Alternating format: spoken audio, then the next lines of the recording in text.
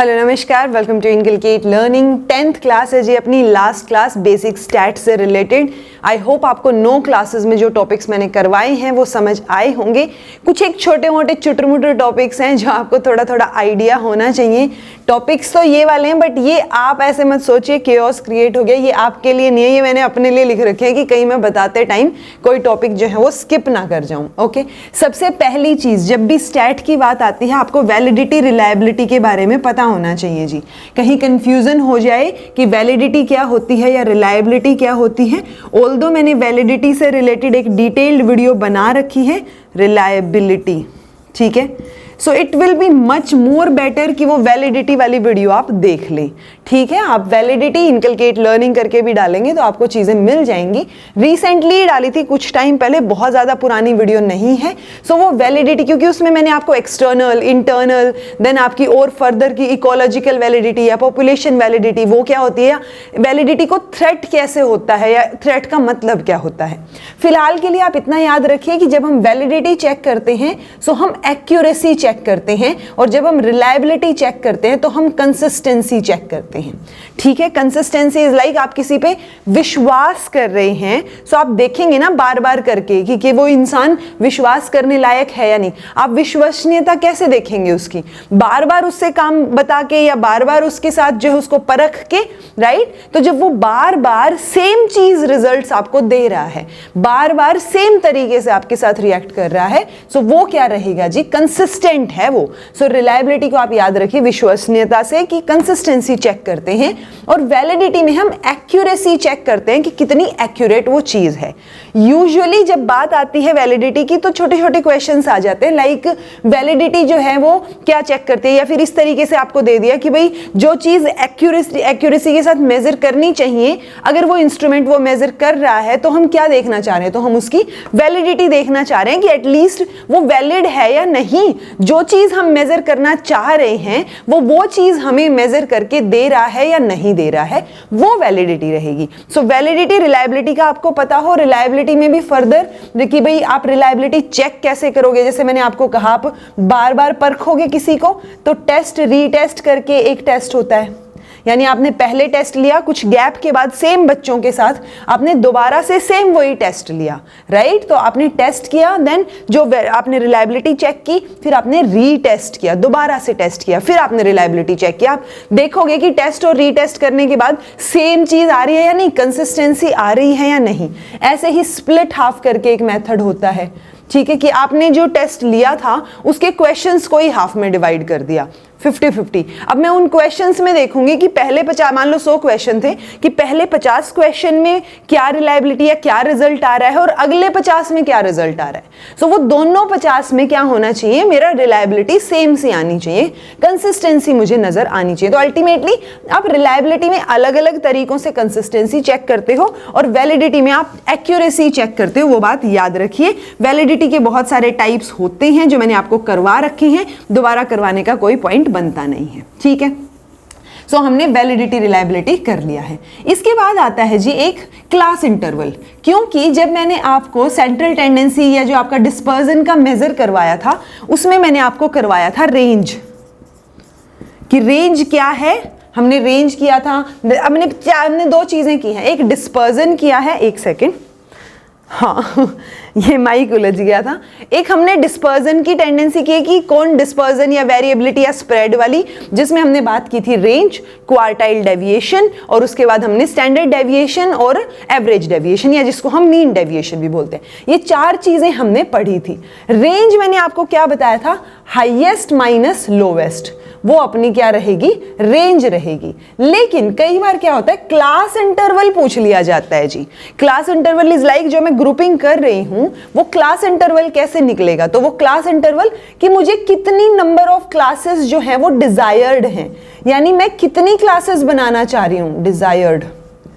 मैं जितनी number of classes बनाना चाह रही होंगी ना, वो मैं रेंज में डिवाइड कर दूंगी, ठीक है। मान लो मेरे को बोला गया है कि 40 जो है वो क्या है, हाईएस्ट है, हाईएस्ट स्कोर है, या 10 जो है वो लोवेस्ट है। ओके, अब मुझसे बोला गया है कि क्लास जो है वो डिजायर्ड क्लासेस है मान लो 5, ये क्वेश्चन मैंने कल की लाइव में भी करवाया था। 5 हैं, तो यानी रेंज क्या आ जाएगी मेरी 40 - 10, 30 मेरी रेंज आ गई। क्लासेस डिजायर्ड कितनी है, 5 क्लास बनानी है मुझे, तो इसी रेंज में 5 class divide by 5 is equal to 5 6 की 30, यानी मेरा क्लास का इंटरवल आ गया 6। अगर मेरी क्लास 6 होती तो मैं 6 से डिवाइड करती और मेरा इंटरवल आ जाता 5। मान लो मैंने 6 से डिवाइड किया, 6 मेरा इंटरवल क्लास का ये डिजायर्ड क्लासेस थी कि मुझे 6 क्लास बनानी है, तो 6 और ये क्या हो गया 5। 10 से, ये अपनी लोवेस्ट स्कोर था, वहां से हम शुरू करेंगे, यानी पहली क्लास का क्या हो जाएगा 10 से लेके 15, देन 15 से 20, 20 से 25, 25 से 6 5 30, अच्छा 40 तक है ना, 25 से 30, 30 से 35 और 35 से 40। ठीक है, तो क्लास इंटरवल का मतलब ये मेरी एक क्लास है, इसके बीच में जो इंटरवल है वो कितना है, सो वो मैं टोटल जो मेरी रेंज है लोवेस्ट और हाईएस्ट में जब मैंने माइनस किया तो मेरी रेंज के डिवाइड बाई मैंने क्या कर दिया, नंबर ऑफ क्लासेस। ये भी हो सकता है कि आपको बोल दिया जाए कि लोवेस्ट 40 है और हाईएस्ट 10 है, उल्टा भी हो सकता है। सो उस केस में तो मैं मतलब अगर मेरा हाईएस्ट 10 बोल दिया तो 10 - 40 करूंगी, यानी मेरी रेंज तो -30 की आ जाएगी, राइट। बट ये ध्यान रखिए कि जो आपका क्या बोलते हैं क्लास इंटरवल है वो कभी नेगेटिव नहीं होता, तो आप मोड यूज कर लीजिए और इसके आगे आप समझ लीजिए कि ये 30 है। ठीक है जी, सो ये हो गया एक क्लास इंटरवल का टॉपिक आपका जो आपको पता होना चाहिए। उसके अलावा अब डिस्पर्जन की बात चल ही रही है, सो डिस्पर्जन जो मैंने आपको करवाया था दैट वाज एब्सोल्यूट डिस्पर्जन। मुझे लगा नहीं था उससे क्वेश्चन आएगा, बट क्वेश्चन एक जगह पे आ रखा है। सो आप ये ध्यान रखिए कि जो हमने डिस्पर्जन की टेंडेंसी की बात की थी, डिस्पर्जन की, जिसमें हमने क्या बात की थी, range, quartile deviation, standard deviation, average deviation या मीन डेविएशन जिसको हम बोल देते हैं, इन चारों की बात की थी। वो डिस्पर्जन था, वो क्या, 2 टाइप होते हैं इसके, एक होता है एब्सोल्यूट और एक होता है रिलेटिव डिस्पर्जन। तो ये पूछा गया है एक क्वेश्चन में जो मैंने कल ही करवाया था कि रिलेटिव डिस्पर्जन का कौन सा जो है वो तरीका रहेगा। सो ये जो तरीके हैं ये एब्सोल्यूट डिस्पर्जन के हैं, ये बात याद रखिए, और रिलेटिव के क्या आ जाएंगे जब हम इनके कोफिशिएंट्स की बात करते हैं। सो यहाँ पे आपको दिख भी रहा होगा कि मैंने मेंशन किया है कि रिलेटिव और एब्सोल्यूट में कौन कौन सी चीजें होंगी। आप भले ही इसका स्क्रीनशॉट ले लेना, बट ये चीज आपको पता होनी चाहिए कि कौन सा जो है वो रिलेटिव डिस्पर्जन की टेंडेंसी है को शो करता है और कौन सा एब्सोल्यूट डिस्पर्जन की टेंडेंसी को शो करता है। ठीक है जी, ये भी टॉपिक अपना हो गया।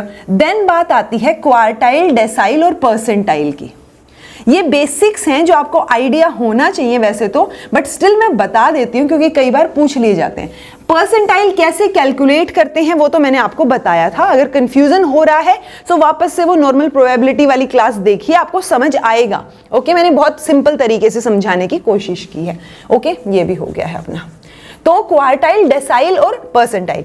परसेंटाइल आप ये याद रखिए, जब परसेंटेज की बात हो रही है, यानी कि जितने टोटल नंबर थे कि कितने मार्क्स थे उसमें से जितने आपके नंबर आए वो परसेंटेज हमने निकाल दिया। ओके, परसेंटाइल में क्या हो जाता है, हम रिलेटिवली निकालते हैं, यानी कि जितने लोगों ने पेपर दिया उनमें से आप कितनों से ऊपर या कितनों से नीचे हैं।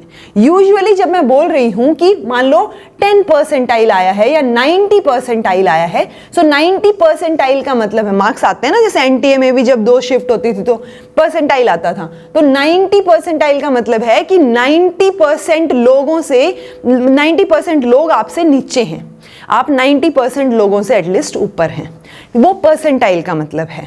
एक 90 यानी मतलब इट्स लाइक अगर मैं 100 की बात कर रही हूं, सो 100 में से हर एक परसेंटाइल मतलब एक होता है कि 1 परसेंटाइल, 2 परसेंटाइल, 3 परसेंटाइल।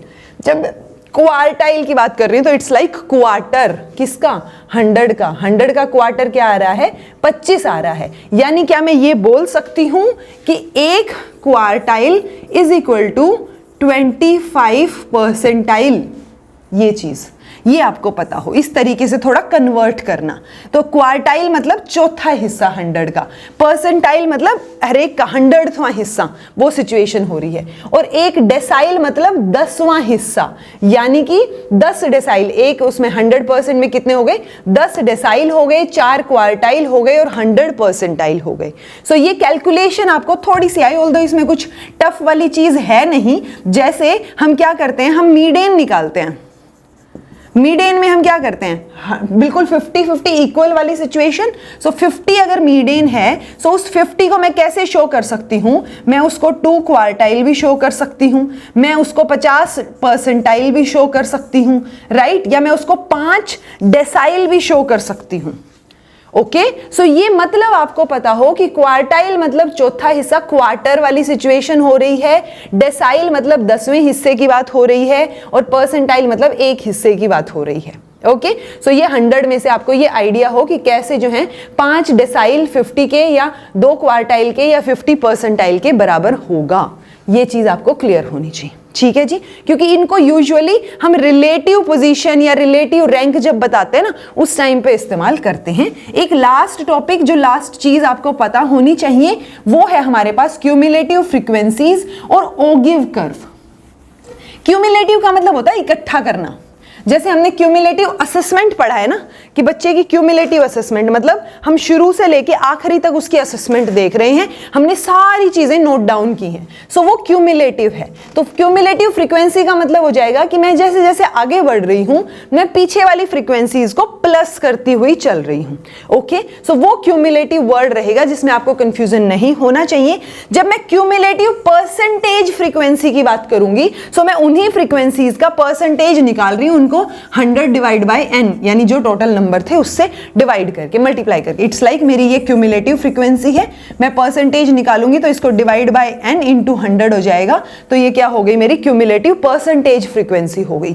यूजुअली तो सेम ही सी चीज कई बार मान ली जाती है, बट जब ओगिव कर्व, एक जगह पे क्वेश्चन पूछा गया था पीएचडी एंट्रेंस में, जहां पे उन्होंने इस क्वेश्चन को सही, मतलब इस चीज को सही माना था कि ओगिव कर्व जो है वो क्या रिप्रेजेंट करता है, वो क्यूमुलेटिव फ्रीक्वेंसीज को रिप्रेजेंट करता है, वो क्यूमुलेटिव परसेंटेज को रिप्रेजेंट करता है, या किस चीज को रिप्रेजेंट करता है, या फ्रीक्वेंसीज को रिप्रेजेंट करता है। सो वो क्यूमुलेटिव परसेंटेज को रिप्रेजेंट करता है, तब हम उसको ओगिव कर्व बोलते हैं। ये बात आप याद रखिए, दैट्स इट। ओके, इतनी सी बात पूछी गई है, बहुत ज्यादा कोई कंफ्यूजन की बात होनी नहीं चाहिए। ये कुछ एक बेसिक टॉपिक्स है, छोटे छोटे टॉपिक्स जहां से क्वेश्चन आने के चांसेस रहते हैं। सो मैंने इनसे रिलेटेड क्वेश्चन अलग अलग जगह से छांटे नहीं है, बट ये टॉपिक्स आपको पता होने चाहिए। मेक श्योर आप रिलायबिलिटी, वैलिडिटी वाली चीजें देख लें। वैलिडिटी बहुत इंपॉर्टेंट है, क्योंकि हम यूजुअली वैलिडिटी देखते हैं। कई बार ये भी आ जाता है, ये चीज तो पूछी गई है फिर भी, कि वैलिडिटी जो है वो इट्स लाइक वैलिडिटी अगर है तो रिलायबिलिटी होगी ही, ठीक है, रिलायबिलिटी होगी। लेकिन अगर रिलायबिलिटी है तो जरूरी नहीं है वैलिड हो। इट्स लाइक रिलायबिलिटी जो है वो वैलिडिटी के लिए एक नेसेसरी कंडीशन तो है, लेकिन सफिशिएंट कंडीशन नहीं है। सिर्फ इतना जरूरी नहीं है, वैलिडिटी की बात आएगी तो रिलायबिलिटी आएगी, बट जरूरी नहीं है कि जब आप किसी चीज पे विश्वास कर रहे हो तो वो वैलिड भी हो। ये चीज मैंने आपको वो रो एग्जांपल लेके कि आपके पास में कोई कॉलेज या यूनिवर्सिटी खुली है जो आप विश्वास कर रहे हो क्योंकि आपके पास में खुली है, but that is not valid. But अगर वो वैलिड है और वो यूजीसी की लिस्ट में है, सो ऑटोमेटिकली वो रिलायबल हो जाएगी, राइट। सो ये कुछ एक टॉपिक्स थे। आई होप आपको ये पूरा बेसिक स्टैट की पूरी 10 क्लासेस की सीरीज समझ आई होगी। फिर भी कुछ समझ नहीं आया हो या आपको लगता हो कुछ छूट गया है, तो आप कमेंट करके बताइएगा, मैं रिप्लाई करने की कोशिश करूंगी। This was all about today, thank you so much for watching. हाँ, क्वेश्चन प्रैक्टिस जरूर करते रहिए, और बाकी क्लासेस में तो मैंने करवाई भी थी। ये बेसिक्स हैं, बहुत बेसिक वाली सिचुएशन थी, जो छोटा मोटी चीजें बची हुई थी वो मैंने आपको करवा दी हैं। This was all about today, thank you so much for watching. Be happy, keep smiling, subscribe to Inculcate Learning because it is absolutely free, and be consistent in your efforts.